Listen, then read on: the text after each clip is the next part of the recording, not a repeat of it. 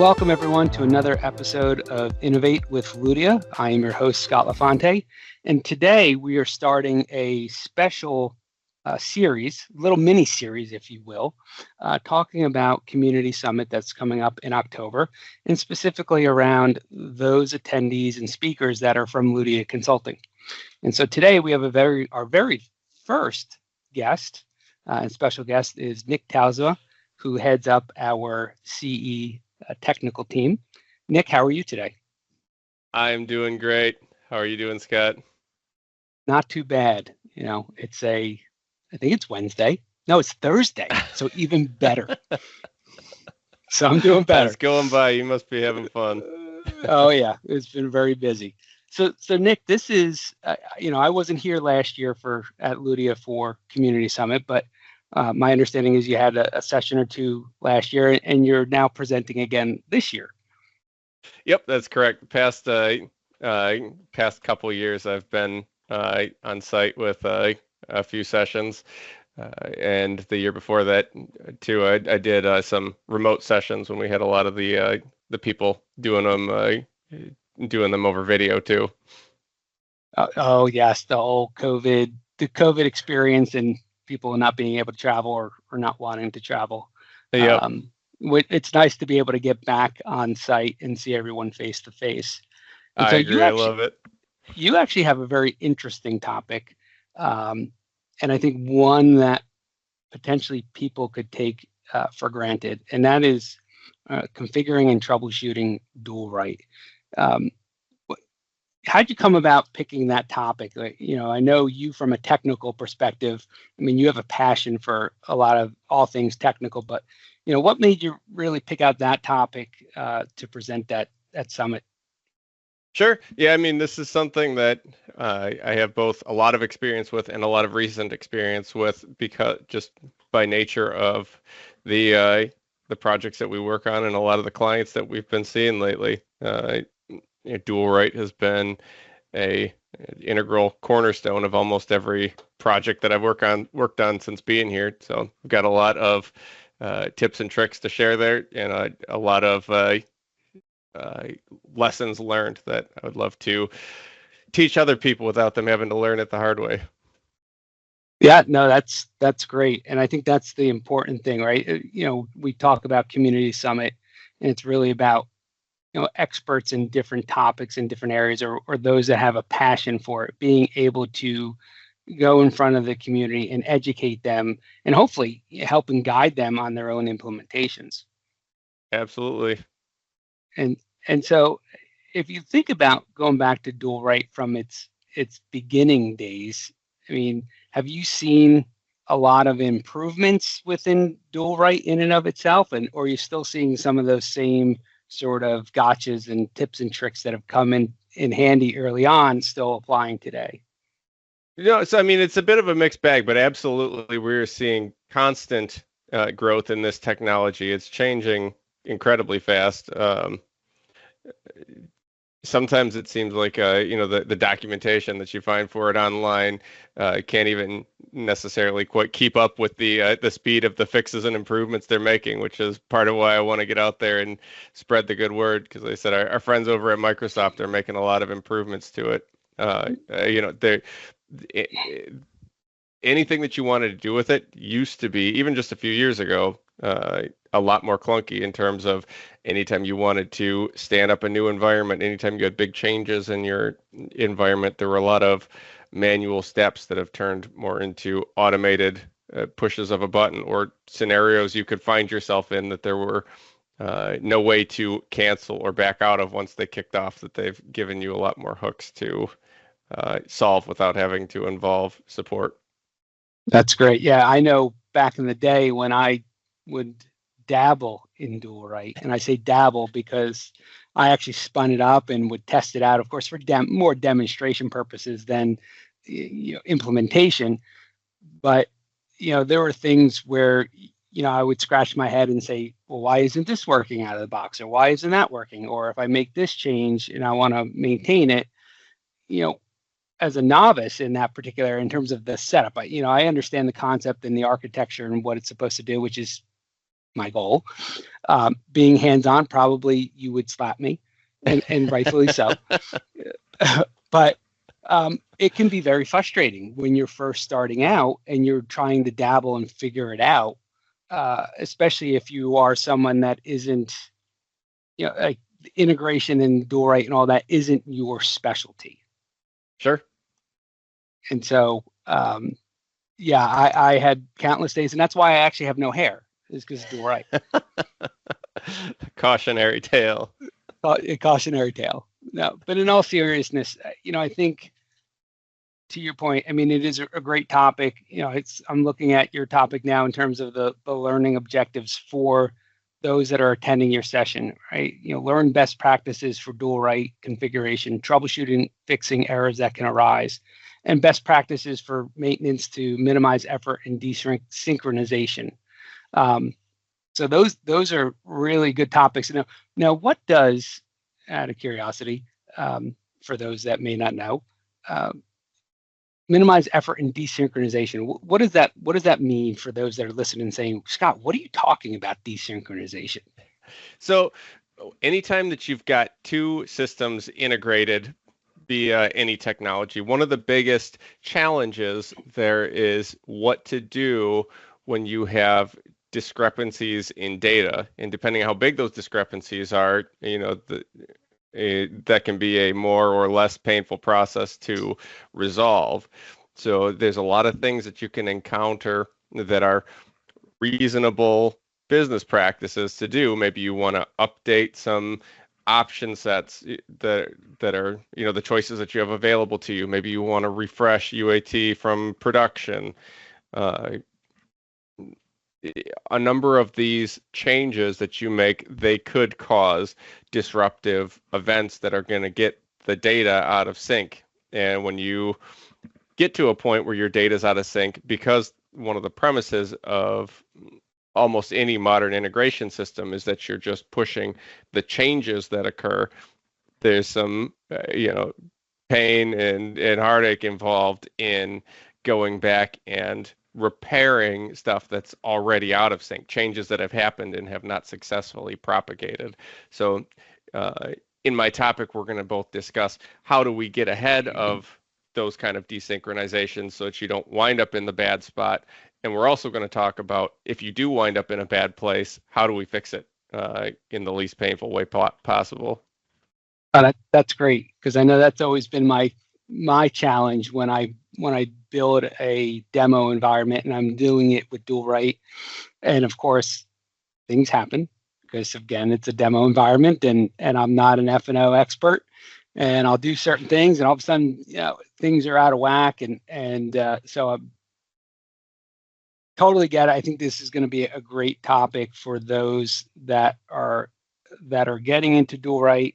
I mean, it's been out for quite a number of years now, and to your point, it's been evolving. And I mean, look at now, the field service integration is in there with dual right, so that's pretty exciting stuff. And Ludia was one of the first ones to go ahead and implement that for a customer.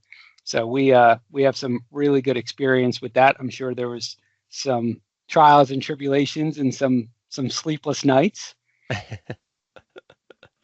But yeah, but you guys did it. I know you were part of that as well. Yeah, absolutely. And even beyond how long dual right's been out, this effort for Microsoft to provide an out-of-the-box way for their systems to talk to each other has been around for much longer than that. Even back in the days when people were mostly running CRM on premise, the precursor to what's now Dynamics CE, and AX on premise, the precursor to what's now Dynamics for Finance and Supply Chain.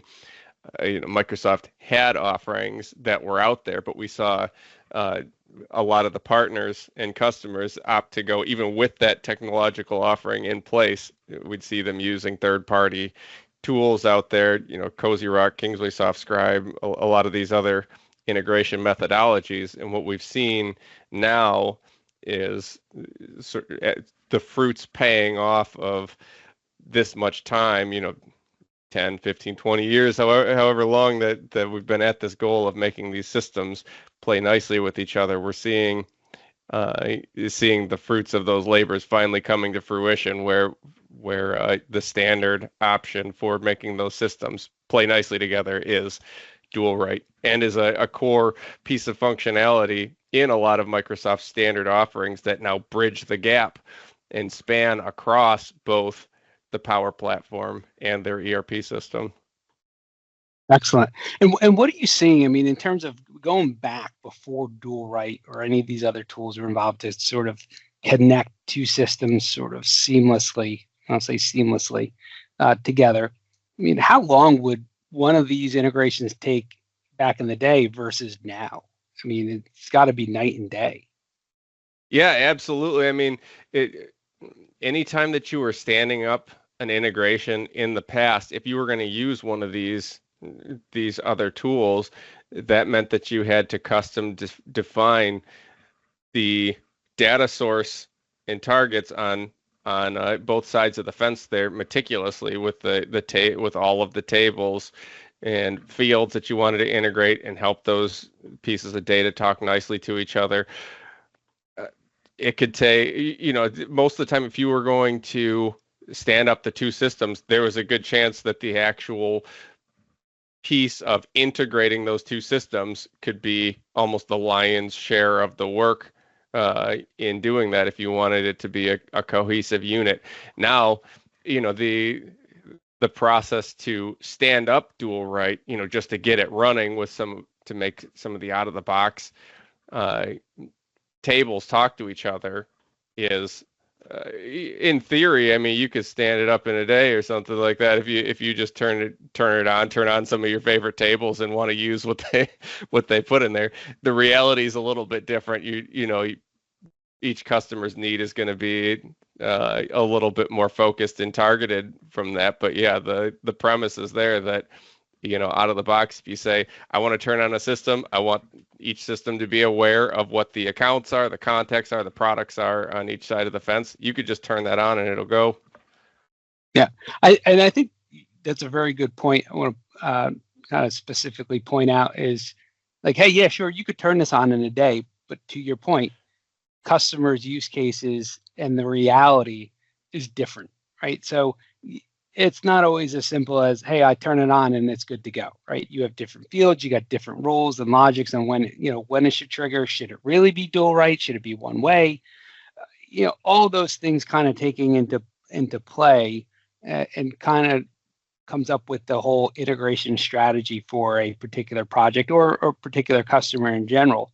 And so I think that's important to point out to folks that, yes, it is, quick to turn on.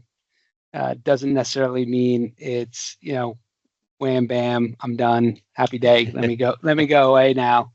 But it is obviously a heck of a lot faster than building a custom integration between two systems. Yeah. So that's definitely a good thing, and it's only going to get better. I mean, we've seen improvements to your point. I can only imagine as we keep evolving into especially with the whole world, who knows what AI is going to want to bring into this. I mean, I don't know. I just don't know. Yeah, and Microsoft, they're not shying away from this push to continue to make their whole ecosystem of technologies play more cohesively either. We're seeing with the recent changes where the technology to integrate with the data analytics, data warehousing, all the Fabric technology. We're seeing the switch from the old export to data lake technology to now the Azure Synapse Link functionality to move F&O data over into the data lake. We're seeing the shift away from LCS to now using a Power Platform-based administration tool for finance and operations. Yeah, I know it feels good as somebody who's a lifelong member of the Dynamics and Power Platform space to see stuff folding more and more into our lifelong wheelhouse here. Come over to the dark side, people. Come over to the dark side. Water's warm. But it just makes sense, right? I mean, in theory, think about it this way. If you're a system administrator, maybe you administer both. Now, Do you want to go to LCS and Power Platform, or how about we go just to Power Platform? So I think it's great to see it, slowly coming in to the dark side. Seeing the light, we'll call it, coming over to the light side. Okay. Well, okay. You have your version, I have mine. It's okay. It's all good. But okay, so back to Summit. So are there, in addition to, of course, your session, which we'll get back to here towards the end, give everyone all the details on where it is and what time and day. What are some of the things that you're looking forward to at attending a Summit this year? So it for the other sessions. Other sessions or just in general, is it, it could be other sessions. I know some folks really enjoy being at the booth and meeting people and talking about different scenarios and helping them out. Others like to go and just, of course, like, hey, I get to meet different colleagues. Like I'll finally get to meet the Nick Big Papa Talsma in person. So there's a backstory to the whole nickname there, but so there is some excitement in terms of meeting and seeing colleagues you haven't seen in a while. But in general, I mean, what is it that you're looking forward to? It could be sessions, if there are additional ones, but anything in general. For me, that's the biggest thing, is going to be able to get there, see colleagues, other former acquaintances in the space, getting to put a face or at least an in-person handshake to a name for some of our clients that may be attending there, meeting new people, and just getting to get out there and share the good word in the space. I'm just looking forward to getting to have that in-person, face-to-face experience with a lot of the people that make up such a big part of our daily life and the space that we work in here.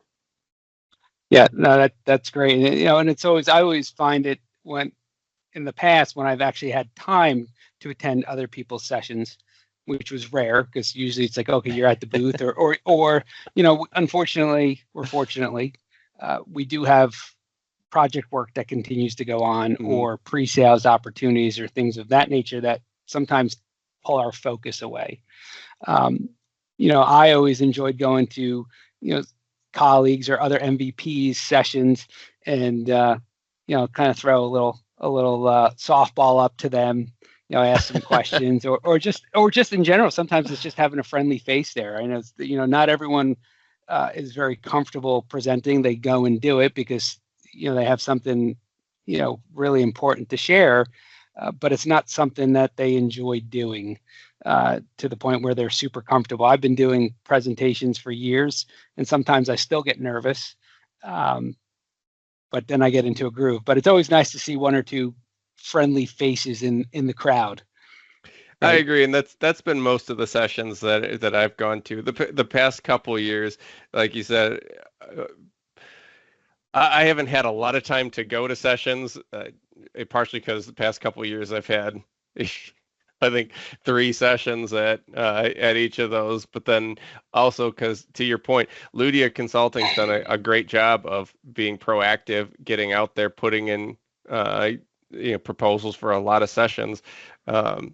So as a sort of boutique firm here, it's not tenable for us to just close the doors to the business for a week while half of us go out to something. Yeah. And we have 10 sessions, which is, if you think about it, and the way Summit is doing it and trying to get, other, kind of spread the wealth a little bit more, which is great. 10's a lot. 10 is a big number. Yeah, absolutely. But I do really hope that I can catch some of my coworkers' sessions here. I have enjoyed that in the past, seeing them go up there in their element and really thrive up there. Well, I think we should go to. I think Lucas has 2 sessions in addition to the being on main stage at the beginning. I think we should all go to Lucas's sessions and we should heckle him or ask him really hard questions and see, kind of play stump the chump. I don't know if we'll have a job the next day. That's right. But no, just kidding, Lucas. Love you. But it should be really exciting, and I know in some cases, looking at some of the sessions, there's some overlap, so it's a little disappointing. Like, I know I have a session or two that overlaps with other people's, and so it's like, I can't attend it. But hopefully others will be able to attend it to just provide that support to our fellow colleagues and presenters in general. I mean, I think that the beauty of Community Summit is that we're all volunteers. We have great ideas or topics that have been nominated. We're submitted our proposals. The committee, felt there was value in sharing this knowledge with the community. And so it's one of our ways to, I guess, give back to the community, the Dynamics community, and share that insight and wisdom. And hopefully, there's a lot of sessions this year on AI and Copilot. So I am really curious to see how that pans out for a bunch of the other different areas, because of course AI and Copilot is such a hot topic. So hopefully, not everyone's going to all those sessions, and then there's like 3 people in the rest of ours. But I think there's still an appetite for learning how humans can do things too, not just the robot overlords. So. That's true. The robots are taking over. That's it. That's right. It's right. It's like I like back in the day, I used to ask my kids or tell my kids, like, there's a thing called Google. You go search it. Now it's, hey, go use AI. Go ask ChatGPT. Go ask Copilot. What it thinks and what it can provide. So it's amazing how things have changed so quickly, right? And how it's not, like, to your point, dual right is evolving. It's continuing to evolve. There's an investment there. Yes, there's a big investment in AI and Copilot, but there's still investment in evolving and moving the additional products to a higher level. Yeah, and the thing is, we're not at the point yet where we're ready to let AI say, okay, AI, go set up a dual right integrated environment for me. But even when we get there, it's still going to be important for people to be able to go in there and understand what's been set up, because just like we run into problems in operation today that need to be troubleshot, solved, that's going to be the case in the future as well, and the problem's only going to be exacerbated if the only thing that we know how to do is tell AI to go set something up for us. So the appetite for understanding the technology in tandem with knowing how to best leverage AI along with it, I think is always going to be there. Yeah, I think that's great. Plus, right, we all know AI is only as good as what you tell it, how you tell it or ask it, and then of course, depending on your data, how good your data is.